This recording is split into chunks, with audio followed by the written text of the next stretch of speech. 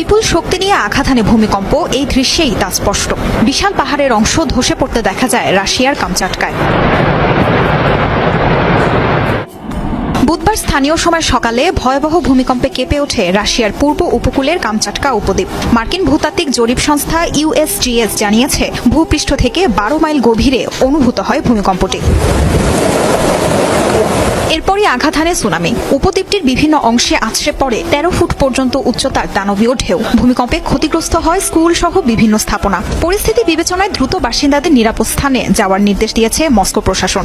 রাশিয়ায় ভূমিকম্পের জেরে সুনামি আঘাত এনেছে জাপানেও। দেশটির আবহাওয়া বিভাগ জানিয়েছে, জাপানের পূর্ব এবং উত্তর পূর্ব উপকূলে সবচেয়ে বেশি ক্ষয়ক্ষতি হতে পারে।